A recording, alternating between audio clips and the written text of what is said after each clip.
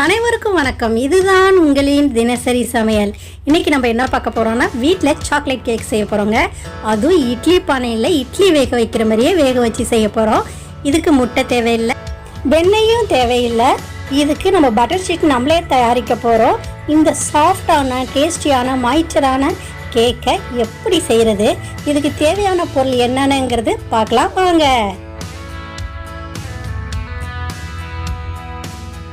முதல்ல நம்ம butter sheet செய்ய போகிறோம். 2 பிளைன் ஷீட் எடுத்துங்க. நம்ம கேக் வேக வைக்கிற பாத்திரத்தை எடுத்து ஒரு ஷீட் மேலே வச்சுட்டு அப்படியே மார்க் பண்ண போகிறோம். நான் கத்தியால் மார்க் பண்ணுறேன். இப்போ கத்தியால் பண்ணும்போது அப்படியே நம்ம கட் பண்ணி ஈஸியாக எடுத்துடலாம். நம்மளுக்கு திரும்ப கத்திரிக்கோல் யூஸ் பண்ண வேண்டாம். இங்கே பாருங்கள், இதேமாரி நம்ம பேப்பரை எடுத்து விட்டோம்னா அந்த ஷேப் வந்துடும். அடுத்ததாக நம்ம நீள் வாக்கில் 2 துண்டு நம்மளுக்கு தேவை. அந்த கேக் பாத்திரத்தில் ஓரங்களை வைக்கிறதுக்காக 2 துண்டு ரெடி பண்ணிகிட்ருக்கோம். இதேமாரி 2 துண்டு மடித்து வெட்டி வச்சுங்க. 2 துண்டு ரெடி ஆயிடுச்சு. இப்போ கேக் பாத்திரத்தில் உள்பகுதி ஃபுல்லுமே எண்ணெயால் தடவி விட்டுருங்க. தடவிட்டு நம்ம வெட்டி வச்சுருக்க 3 துண்டுகள் மேலேயும் நம்ம எண்ணெயை தடவி விட்டுறலாம். இப்போ நம்ம நீட்டான துண்டுகளை தடவியாச்சு. அடுத்தது ரவுண்ட் ஷேப்பில் உள்ள துண்டு எடுத்து அது மேலே நம்ம தடவி விட்டுறலாம். இது எல்லாம் எண்ணெயை தடவின பிறகு நம்ம கேக் பாத்திரத்தில் நம்ம செட் பண்ண போகிறோம். இப்போ ஓர பகுதிகளை நம்ம 2 துண்டுகளையும் வச்சிடலாம். 2 துண்டுகளையும் வச்சுட்டு நடுவில் உள்ள ரவுண்ட் ஷேப்பை எடுத்து நடுவில் வச்சுருங்க. வச்சுட்டு இப்படி செட் பண்ணி இதை எடுத்து வச்சுருங்க. மாவு ரெடி பண்ணிடலாம். இப்போ நான் ஒரு மிக்ஸி ஜாரில் 3/4 கப்பு அளவுக்கு ஜீனியை போட்டு நல்லா பவுடராக நுணுக்கிங்க. நம்ம எவ்வளோ மேக்ஸிமம் பவுடராக முடியுமோ அந்த அளவுக்கு நுணுக்கியாச்சு. இப்போ பாருங்கள், சரியாக நல்லா பதமாக நுணுக்கிட்டோம். இப்போ நான் 3/4 கப்புக்கு தயிர். இது கொஞ்சம் கூட புளிப்பே இல்லாமல் நல்லா கட்டியாக இருக்கணுங்க. நல்லா மிக்ஸ் பண்ணி விடுங்க. இதில் நம்ம பொடி பண்ண ஜீனியை கொஞ்சம் கொஞ்சமாக சேர்த்து நல்லா கலந்து விடுங்க. அப்போ தான் கட்டிகளே இல்லாமல் நல்லா கலந்து விட முடியும்.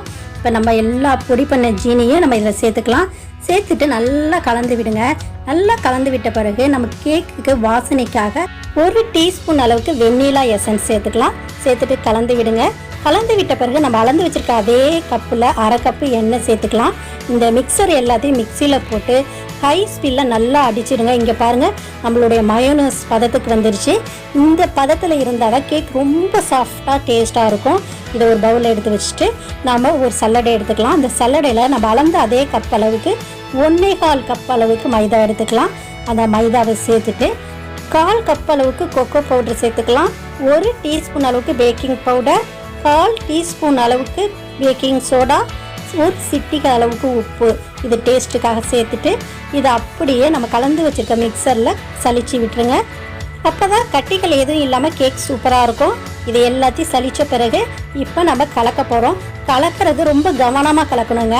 இப்போ ஓரங்கள்லாம் எடுத்து விட்டுட்டு ஒரு பக்கமாகவே நம்ம கலக்கணும். ஆப்போசிட்டில் கலந்துட்டிங்கன்னா கேக் நல்லா ஸ்பாஞ்ச் போல் இருக்கவே இருக்காது.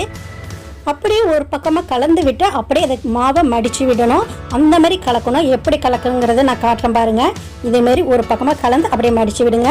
ஒரு பக்கமாக கலந்து அதேமாரி மடித்து விடுங்க. நம்ம எடுத்த அதே கப்பில் 1/2 கப் பால் எடுத்துக்கலாம். இந்த பாலை கொஞ்சம் கொஞ்சமாக சேர்த்துட்டு நம்ம முன்னாடி சொன்ன மெத்தட்லேயே நம்ம அந்த மாவை கலக்கணும். ஒரு பக்கமாக கலந்து மடித்து விடுறது தாங்க. மீதம் உள்ள பாலையும் கொஞ்சம் கொஞ்சமாக சேர்த்து இதேமாரி நம்ம கலந்து எடுத்துடலாம். கலந்து எடுத்தால் நம்மளுக்கு சரியான பதம் கிடச்சிரும். இங்கே பாருங்கள், நான் கலந்து எடுத்துட்டேன். இந்த பதம் எப்படி இருக்குங்கிறத நான் நல்லா காட்டுறேன். இங்கே பாருங்கள், சரியான பதத்துக்கு வந்துருச்சு நம்ம மாவு. இந்த பதத்தில் இருக்கணும். இப்படி இல்லைன்னா நம்ம கொஞ்சமாக கொஞ்சம் பால் சேர்த்துக்கலாம். நம்ம ரெடி பண்ணி வச்சுருக்க கேக் பாத்திரத்தில் இது எல்லாத்தையும் ஊற்றிடுங்க. ஊற்றிட்டு அந்த பாத்திரத்தை தட்டி விடுங்க. இப்படி தட்டி விட்டால் தான் இந்த கேக்குக்குள்ளே நிறைய ஏர் பபுள்ஸ் இருக்கும். எல்லாம் வெளியில் வந்துடும். வெளியில் வந்துச்சுன்னா கேக் ரொம்ப செம்ம சாஃப்டாக இருக்கும். நான் ஹை ஃப்ளேமில் அடுப்பை பற்ற வச்சு இட்லி பாத்திரம் போட்டிருக்கேன். அதில் தண்ணியும் ஸ்டாண்டையும் வச்சுட்டேன். அதில் அந்த கேக்கையும் வச்சுடுங்க. வச்சுட்டு அது மேலே ஒரு தட்டை தலைகீழாக போட்டு மூடுங்க. அப்போ தான் கேக் நல்லா உப்பி வரும்.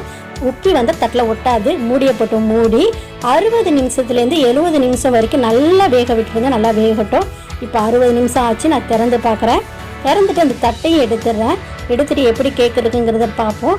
சூப்பராக உப்பி வந்திருக்கு பாருங்கள் கேக்கு. அதுக்காக தான் நம்ம தலைக்கீழாக தட்டை மூடி வச்சோம். இப்போ செக் பண்ணுவோம். நல்லா வெந்திருக்கு. இப்போ இதை அப்படியே வெளியில் எடுத்து வச்சுட்டு ஆற விட்டுருங்க. ஆறின பிறகு இந்த ஒவ்வொரு பகுதிகளெலாம் நம்ம கத்தியால் எடுத்து விட்டுட்டு அது மேலே ஒரு தட்டை போட்டு மூடிட்டு தலைக்கீழாக கவிழ்த்துடலாம். தட்டை போட்டு மூடிட்டு தலைக்கீழாக கவிழ்த்தாச்சு. கவிழ்த்த பிறகு அந்த பாத்திரத்தை அடிப்பகுதியை தட்டி விடுங்க. கேக் ஈஸியாக வெளியில் வந்துடும். நம்ம கேக் வெளியில் வந்துருச்சு.